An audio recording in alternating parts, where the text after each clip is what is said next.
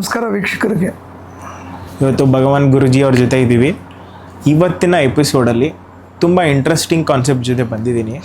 ಅದರಲ್ಲೂ ಈ ಒಂಟಿ ಮನೆಗಳು, ಒಂದಷ್ಟು ಖಾಲಿ ಇರೋಂಥ ಮನೆಗಳು, ಆಮೇಲೆ ಯಾರೋ ತೀರ್ಕೊಂಡಿರ್ತಾರೆ, ಆ ಮನೆ ಒಳಗೆ ಹೋಗೋಕ್ಕಾಗ್ತಿರಲ್ಲ, ಆಮೇಲೆ ಮನೆ ಮೇಲೆ ಸೌಂಡು, ಮನೆ ಒಳಗಡೆ ಸೌಂಡು, ನೈಟ್ ಆದರೆ ತುಂಬ ಸೌಂಡ್ಸ್ಗಳು ಆಚೆ, ಆಮೇಲೆ ತೋಟದ ಮನೆಗಳಿರ್ತವೆ, ಆಮೇಲೆ ತುಂಬ ಅಬಂಡನ್ ಪ್ಲೇಸ್ಗಳಿರ್ತವೆ.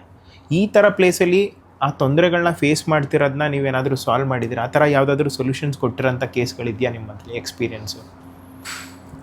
ಖಂಡಿತವಾಗ್ಲೂ ನೋಡಿ, ಈಗ ನೀವು 1 ವಾರ 2 ವಾರ ನಮಗೇ ಗೊತ್ತಿಲ್ಲದಂಗೆ ಎಲ್ಲ ಕಡೆ ರೌಂಡ್ ಹಾಕ್ಕೊಂಡು ಬಂದಿದ್ದೀರ. ಸುಮಾರು ವಿಷಯಗಳು ನಿಮ್ಮ ತಲೆಯಲ್ಲಿದೆ. ನೀವು ಯಾವುದೇ ವಿಷಯ ಕೇಳಿದ್ರು ಇದಕ್ಕೆ ಸಂಬಂಧಪಟ್ಟಿದ್ದು ನಾನು ಉತ್ತರ ಕೊಡ್ತೀನಿ. ಯಾಕಂದ್ರೆ ನನಗೆ ಮಂಗಳೂರು ಕಡೆ ಒಬ್ಬ ವ್ಯಕ್ತಿ ಫೋನ್ ಮಾಡಿ, ನಮ್ಮ ಮನೆ ಒಳಗಡೆ ಈ ಥರ ತೊಂದರೆಗಳು, ರಾತ್ರಿ ಆಯಿತು ಅಂದರೆ ನನ್ನ ಮನೆ ಒಳಗಡೆ ಯಾರೋ ಓಡಾಡ್ತಾರೆ, ಮನೆ ಒಳಗಡೆ ದೇವ್ರ ದೀಪ ಹಚ್ಚಿದ್ರೆ ಜಗಳ ಆಗುತ್ತೆ, ದೇವ್ರ ದೀಪ ಹಚ್ಚಿದ್ರೆ ಜಗಳ ಆಗುತ್ತೆ, ರಾತ್ರಿ ಹೊತ್ತು ಮನ್ಗೋದಕ್ಕೆ ಭಯ ಆಗುತ್ತೆ, ರೂಮಲ್ಲಿ ಯಾರೋ ಓಡಾಡ್ದಂಗೆ ಆಗುತ್ತೆ, ಆಮೇಲೆ ನಮ್ಮ ಮನೆ ಸುತ್ತಮುತ್ತ ಯಾರೂ ಇರಲ್ಲ, ರಾತ್ರಿ ಹೊತ್ತು ಯಾರೋ ಜನ ಓಡಾಡ್ತಾವ್ರೇನೋ ಅನ್ಬೇಕು. ಈ ಥರ ನನಗೆ ಭಾಸ ಆಗ್ತಿದೆ ಅಂತ 2-3 ಸರಿ ಕಾಲ್ ಮಾಡಿದ್ರು. ಸರಿ, ಖಂಡಿತ ನಾನು ಬಂದರೆ ನನ್ನ ಕರೆಸ್ಕೊಂಡ್ರೆ ನಾನು ಬರ್ತೀನಿ, ಇಲ್ಲ ನಾನು ಸುಮ್ಮನೆ ಇನ್ವೆಸ್ಟ್ಮೆಂಟ್ ಮಾಡ್ಕೊಂಡು ನಾನು ಹೋಗಲ್ಲ. ಸರಿ, ಇಲ್ಲ ನಿಮ್ಗೆ ಬರೋಕ್ಕೆಲ್ಲ ವ್ಯವಸ್ಥೆ ಮಾಡ್ತೀನಿ ನನಗೆ ಬರೋಕ್ಕೆ ವ್ಯವಸ್ಥೆ ಎಲ್ಲ ಮಾಡಿದ್ರು. ನಾನು ಹೋದೆ. ನನಗೆ ಆ ಜಾಗದಲ್ಲಿ ರಾತ್ರಿ 10 ಗಂಟೆಗೆ ಅವ್ರ ಮನೆಗೆ ಹೋಗಿ ತಲುಪಿದ್ದು. ನಮ್ಮನ್ನ ಪಿಕಪ್ ಮಾಡಿದ್ದವರು. ಆ ರೋಡಲ್ಲಿ ಹೋಗೋದಕ್ಕೆ ನನಗೆ ಭಯ ಆಗ್ತಾಯಿದೆ. ನನಗೆ ಭಯ ಆಗ್ತಾಯಿದೆ. ಅವರು ಒಂದು ಜಾಗ ಸೆಂಟ್ರ್ನಲ್ಲಿ ಕಾರ್ ನಿಲ್ಲಿಸಿ ಇಳಿದ್ರು ಕೆಳಗಡೆಗೆ. ಅಲ್ಲಿ ಇಷ್ಟಿಟ್ಟುದ್ದ ಗಿಡ ಇದೆ, ಆ ಗಿಡಗಳ ಮಧ್ಯೆ ನಡ್ಕೊಂಡೋದ್ರು. ಇಲ್ಲಿ ಒಂದು ಹಾವು ಕಾಣಿಸ್ಕೊಳ್ತಿದ್ದೆ ಯಾವಾಗಲೂ. ಆ ಗಿಡಗಳ ಮಧ್ಯದಲ್ಲಿ ನಾನು ನಡ್ಕೊಂಡೋದ್ರೆ ಯಾವ್ದಾನ ಬಂದು ಹೊಡೆದ್ಬಿಟ್ರೆ ಏನು ಮಾಡಲಿ? ನಾನು ಸರ್ ಬೆಳಗ್ಗೆ ನೋಡೋಣ ಬನ್ನಿ ಅಂದೆ. ಇಷ್ಟೊತ್ತಿನಲ್ಲಿ ಎಲ್ಲೋ ಇರ್ತಿದ್ದೆ, ಏನೋ ಹೊಡೆದ್ಬಿಟ್ರೆ ಏನು ಮಾಡೋದು? ಆಮೇಲೆ ಬಂದ್ಬಿಟ್ಟು ಅವ್ರ ಮನೆಗೆ ಹೋದರೆ ಮನೆಯೇ ಒಂದು ವಿಚಿತ್ರ. ಸುತ್ತ ಭಯಂಕರವಾದ ಕಾಡು, ಮುಂದೆ ಒಂದಷ್ಟು ಖಾಲಿ ಜಾಗ. ಆ ಮನೆ ಒಳಗಡೆ ಹೋಗೋದಕ್ಕೆ ಭಯ ಆಗ್ತಿದ್ದು ನನಗೆ. ಯಾರೂ ಇಲ್ಲ. ಇವರು ಬೀಗ ಓಪನ್ ಮಾಡಿದ್ರು, ಒಂದು ಬೆಡ್ರೂಮ್ ತೋರಿಸಿದ್ರು, ಊಟ ಎಲ್ಲ ತರಿಸಿಕ್ಕಿದ್ರು. ಊಟ ಮಾಡಿದ್ವು. 11:15 ಗಂಟೆ ಆಯಿತು.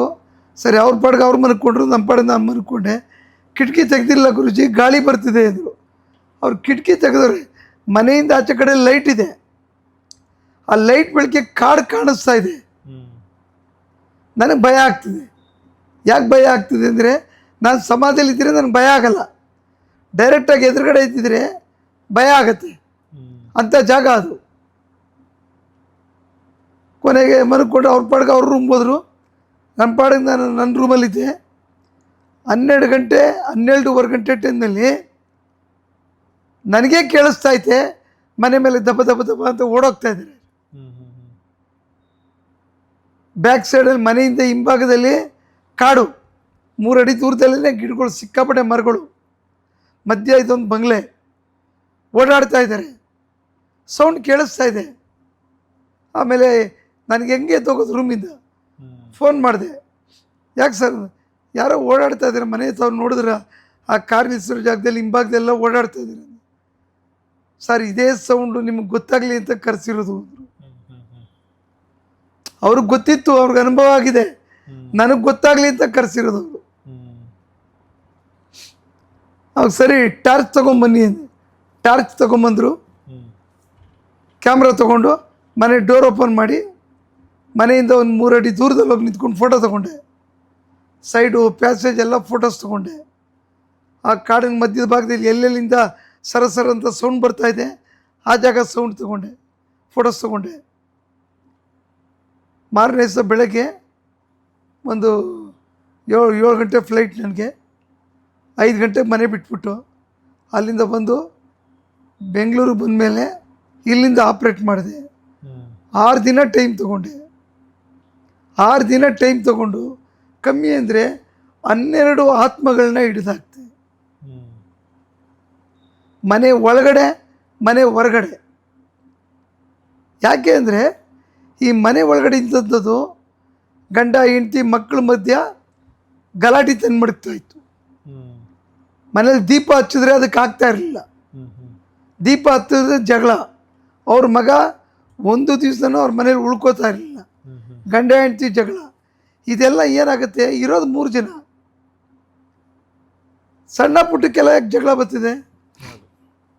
ಆ ಮನೆ ಒಳಗಡೆ ಒಂದು ರೀತಿ ಸೌಂಡು, ನಿದ್ದೆ ಬರಲ್ಲ, ಒಬ್ಬೊಬ್ರು ತಪ್ಪರು ಅವರು ಹುಷಾರು ತಪ್ತಾ ಇತ್ತು.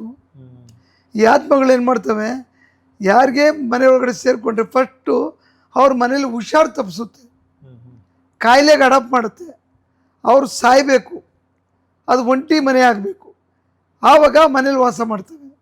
ಅವ್ರ ಮಧ್ಯದಲ್ಲಿ ಇದು ಉಳ್ಕೊಳ್ಳಲ್ಲ, ಆತ್ಮಗಳು ಉಳ್ಕೊಳ್ಳಲ್ಲ. ಈ ಥರ ಕರ್ನಾಟಕದಾದ್ಯಂತ 100 ಮನೆಗಳಿಂದ ನಂಗೆ ಫೋನ್ ಬಂದಿದ್ದಾವೆ. 100 ಮನೆಯಿಂದ ಫೋನ್ ಬಂದಿದ್ದಾವೆ. ಸರ್, ನಮ್ಮ ಮನೇಲಿ ಸೌಂಡು, ನಮ್ಮ ಮನೇಲಿ ವಿಚಿತ್ರ, ನಮ್ಮ ಮನೇಲಿ ಮಡಗಿ ಜಾಗದಲ್ಲಿ ದುಡ್ಡು ಮಾಯ ಆಗುತ್ತೆ, ಮಡಗಿ ಜಾಗದಲ್ಲೇ ದುಡ್ಡು ಖಾಲಿ ಆಗುತ್ತೆ, ಕೆಲವು ಐಟಮ್ ಚಿನ್ನ ಖಾಲಿ ಆಗ್ತದೆ, ಎಲ್ಲಿ ಹೋಗುತ್ತೆ ಸಿಗಲ್ಲ, ಎಲ್ಲಿ ಹೋಗುತ್ತೆ ಸಿಗಲ್ಲ. ಇದೆಲ್ಲ ಏನಾಗುತ್ತೆ, ಮನೇಲಿ ಯಾರೂ ಮುಟ್ಟಲ್ಲ. ಇದು ವಿಚಿತ್ರವಾದಂಥ ಒಂದು ಎಪಿಸೋಡ್ಗಳು ಇವೆಲ್ಲ. ಇದು ಕಣ್ಣಿಗೆ ಕಾಣಿಸ್ದೆ ಆತ್ಮಗಳು ಇವೆಲ್ಲ ಚೀಟಿಂಗ್ ಮಾಡ್ತವೆ, ಮೋಸ ಮಾಡ್ತವೆ ನಮಗೆ. ನಾವು ಮನೆಯವರು ಕಿತ್ಲಾಡಬೇಕು. ಇಲ್ಲೊಂದು 1000 ರೂಪಾಯಿ ಇಟ್ಟಿದೆ ಅಂದರೆ ಅರ್ಧ ಗಂಟೆ ಬಿಟ್ಕೊಂಡು ನೋಡಿದ್ರೆ 1000 ರೂಪಾಯಿ ಇಲ್ಲ ಅಲ್ಲಿ. ಮನೇಲಿದ್ದವ್ರು 3 ಜನ ಯಾರೋ ನೀನು ಎತ್ಕೊಂಡಿರ್ಬೇಕು ಜಗಳ ಮಾಡಿಸ್ತವೆ. ಆ ಜಗಳ ಮಾಡಿದ್ರೆ ಒಬ್ರಿಗೊಬ್ರು ಡಿಸ್ಪ್ಯೂಟ್ ಆಗಿ ಎಲ್ಲ ದೂರ ಆಗಬೇಕು. ಆವಾಗ ಆ ಮನೆ ಪ್ರಶಾಂತವಾಗಿರ್ತದೆ. ಇವು ಆತ್ಮಗಳು ವಾಸ ಮಾಡ್ಬೋದು, ಅಲ್ಲಿ ವಾಸ ಮಾಡ್ಬೋದು. ಇದಕ್ಕೆ ಟ್ರೈ ಮಾಡ್ತವೆ. ಇದಕ್ಕೇನು ಮಾಡ್ತಾರೆ, ಇಲ್ಲೇನೋ ತೊಂದರೆ ಆಗ್ತದೆ ಅಂತ ಮನೇಲಿ ಹೋಮ ಮಾಡಿಸ್ತಾರೆ, ಯಂತ್ರ ಮಂತ್ರ ಕುಡಿಕೆಗಳ್ನ ಕಟ್ಟಿಸ್ತಾರೆ, ತಾಯ್ತಗಳು ಕಟ್ಟಿಸ್ತಾರೆ, ಒಂಟಿ ಜಾಗ ಅಂದ್ಬಿಟ್ಟು ಪೂಜೆಗಳು ಮಾಡಿಸ್ತಾರೆ. ಪ್ರಯೋಜನ ಇಲ್ಲ. ನಾನು ತೆಗೆದ ಮೇಲೆ ಆಟೋಮೆಟಿಕ್ಕಾಗಿ ಅವ್ರ ಮನೇಲಿ ಅವರು ಪೂಜೆ ಮಾಡೋಕ್ಕೆ ಶುರು ಮಾಡಿದ್ರು. ಆ ಸೌಂಡ್ಗಳು, ಓಡಾಡ್ತಕ್ಕಂಥ ಸೌಂಡ್ಗಳು ನಿಂತೋಗ್ಬಿಡ್ತು. ಅವ್ರು ಎಷ್ಟು ಸಂಪಾದನೆ ಮಾಡಿದ್ರು ಉಳಿತಾ ಇರಲಿಲ್ಲ. ಈಗ ನೆಮ್ಮದಿಯಾಗಿ ಆರಾಮಾಗಿದ್ದಾರೆ.